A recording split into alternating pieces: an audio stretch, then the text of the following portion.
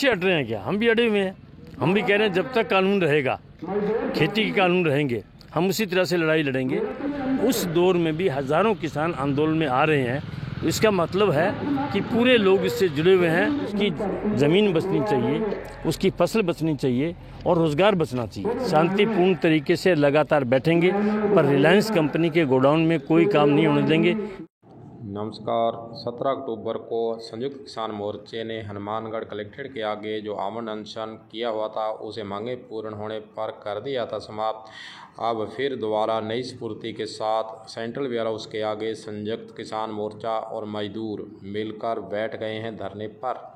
कारण इसका यही है कि सेंट्रल वेयर हाउस को रिलायंस कंपनी को दिया है ठेके पर। मजदूरों की मजदूरी जाएगी, किसानों को फसल रखने में हानि होगी, इसलिए यह धरना लगा है। आइए आपको सुनाते हैं कि धरना स्थल पर यहाँ पर संयुक्त किसान मोर्चे के पदाधिकारियों और मजदूरों का क्या है कहना, सुनिए। देखो मेरा भाई मजदूर 300 रुपया कमा के गया है, ये महंगाई में किया पार पड़ेगी। सिलेंडर 250 रुपये में हो गया है, क्या डॉक्टर तेल 200 रुपये किलो। अब बेटाबरा का फिर तड़को लगाऊंगा मैं। अभी जाऊंगा जिन गाड़ी लोग की बस लेना तो और क्या करा बापड़ो मोदी 10,000 रुपया घर में कर दियो सच्ची मुबारक। धरने पर क्यों बैठना पड़ा, इसके बारे में रामेश्वर वर्मा जो कि संयुक्त किसान मोर्चे के संयोजक हैं, उनका इस मौके पर विस्तार से क्या कहा गया है वह भी आपको सुनाते हैं, सुनिए। आज संयुक्त किसान मोर्चा के बैनर तले किसान और मजदूर सेंट्रल वेयर हाउस के गोडाउन के आगे बैठे हैं, क्योंकि यहाँ 7 नंबर और 9 नंबर जो गोडाउन है वो रिलायंस की, अंबानी की रिलायंस कंपनी को ठेके पे दिया है घोषित तौर पे बेचा है। वो यहाँ के ऊपर जो प्रोडक्ट हैं उनको लेके आएगा, खाद्यान्न के सामान को लेके आएगा, सब्जी लेके आएगा और ज़रूरत की जो भी सामान है उसको लेके आएगा। ये उसका सप्लाई डिपो है और पूरे हनुमानगढ़ ज़िले में यहाँ से सप्लाई होगी। अभी 2 गोडाउन दिए हैं, पर पूरे हनुमानगढ़ के अंदर RSWC के जो गोडाउन हैं उनका सर्वे हो चुका है, बीज फार्म के जो गोडाउन है उसका सर्वे हो चुका है और CWC के सारे और FCI के गोडाउन जो हैं उन सब का सर्वे हो चुका है। और वो धीरे धीरे इनको सबको जो है कॉरपोरेट घरानों को देंगे, जिनमें किसानों की फसल रखी जाती है। किसान अपनी फसल को यहाँ रख सकता है व्यक्तिगत तौर पर और उसका 75% उसको कर्ज के रूप में मिलता है और जब उसकी ज़रूरत होती है, भाव आता है, बेच के अपना बाकी पैसा ले लेता है। तो किसान की फसल होती है, व्यापारी की फसल होती है और सरकार जो फसल खरीदती है वो इसके अंदर रहती है।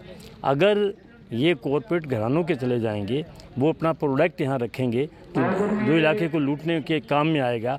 उसके बाद हमारी यहाँ छोटी छोटी रेहड़ियाँ, उसके बाद छोटी छोटी दुकानें, उसके बाद पूरा व्यापार जो है उसके कब्जे में आ जाएगा। जिस तरह से जियो के जरिए उसने सारा जो है हमारा सोशल मीडिया को कब्जे में लिया है, जो इंटरनेट है उसको कब्जे में लिया है, उसके पास एक भी टावर नहीं है, उसके बाद भी उसने सब कुछ अपने कब्जे में ले लिया।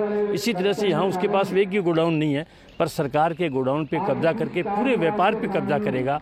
तो एक तरह से जो संयुक्त किसान मोर्चा लड़ रहा है कि उसकी ज़मीन बचनी चाहिए, उसकी फसल बचनी चाहिए और रोज़गार बचना चाहिए। ये जब निजीकरण के जरिए जाएगा तो उनका रोज़गार पूरी तरह से तबाह हो जाएगा। जिस तरह से रोडवेज़ की एक बस के अंदर 70 और 60 हज़ार रुपये कंडक्टर और ड्राइवर को मिलते थे, प्राइवेट के अंदर वो 10 और 15 हज़ार में काम कर रहे हैं। एक तो मजदूर कम रखेंगे और काम उनसे दुगना लेंगे, मजदूरी उनको आधी देंगे। तो ये रोज़गार को समाप्त करने की बात है, हमारे बाज़ार को बचाने की बात है, किसान की फसल को बचाने की बात है, एक दूसरे से जुड़ी हुई है। जिस तरह से खेती के तीनों कानून एक दूसरे से जुड़े हुए हैं, अगर एक भी कानून को वो लागू नहीं करें तो बाकी दोनों कानूनों का कोई वजूद नहीं रहता। अगर वो तो इसी तरह से ये निजीकरण का एक मुहिम है। संयुक्त किसान मोर्चा के व्यापारी, मजदूर, किसान इस लड़ाई को लड़ रहे हैं। हम आज पहला प्रोग्राम हमारा, हम धरना दे रहे हैं, हम प्रदर्शन कर रहे हैं, हम सभा कर रहे हैं। यहाँ शांतिपूर्ण तरीके से लगातार बैठेंगे, पर रिलायंस कंपनी के गोडाउन में कोई काम नहीं होने देंगे, न सामान आने देंगे, न सामान बाहर जाने देंगे। पीछे हट रहे हैं क्या? हम भी अड़े हुए हैं। हम भी कह रहे हैं जब तक कानून रहेगा, खेती के कानून रहेंगे, हम उसी तरह से लड़ाई लड़ेंगे और ये निजीकरण की मुहिम रहेगी, उसके खिलाफ भी लड़ेंगे। लंबा तो सरकार को करना है, कितना चलाए कितना नहीं। हम तो तमाम देश के किसान, हाँ, पंजाब के किसान ने शुरू किया था।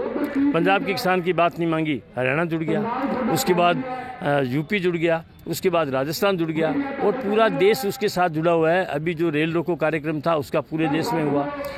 यानी केरल का मजदूर दिल्ली आके नहीं बैठ सकता, क्योंकि उसको आने जाने में एक आदमी के, किसान के हज़ारों रुपए खर्च होते हैं। पर जब प्रोग्राम होता है तो अपने वहाँ उसका वो प्रोग्राम करता है। पूरे देश के लोग एकजुट होकर के किसान और मजदूर इनके खिलाफ़ हैं और इस आंदोलन से जुड़े हुए हैं। और हम आज यहाँ कोई 800-900 लोग बैठे हैं, पर पूरे इलाके के मजदूर जो हैं हमारे इस आंदोलन के साथ हैं, किसान हमारे साथ हैं। किसान यहाँ आए हैं क्योंकि आप देखिएगा कि रोज़ाना हनुमानगढ़ के अंदर ही रोज़ाना किसानों के, मजदूरों के धरना प्रदर्शन हो रहे हैं। और काम के सीज़न में जब 500 रुपये में मजदूर नहीं मिलता, किसान की फसल जो है वो उसके खेत में है, उसको लानी है, उसको बुआई करनी है, उस दौर में भी हज़ारों किसान आंदोलन में आ रहे हैं। इसका मतलब है कि पूरे लोग इससे जुड़े हुए हैं और हम निश्चित तौर से जीतेंगे। देखने वाली बात यही होगी कि सेंट्रल गवर्नमेंट का है जो मामला, किसानों का महापड़ाव की जो आवाज़ है कितने दिन तक सेंट्रल गवर्नमेंट तक पहुंचती है और आगे क्या कोई निर्णय होता है, जहां लंबा आंदोलन किसानों को करने पर मजबूर होना पड़ता है। कलम न्यूज़ के लिए गुरदेव सिंह सैनी की रिपोर्ट।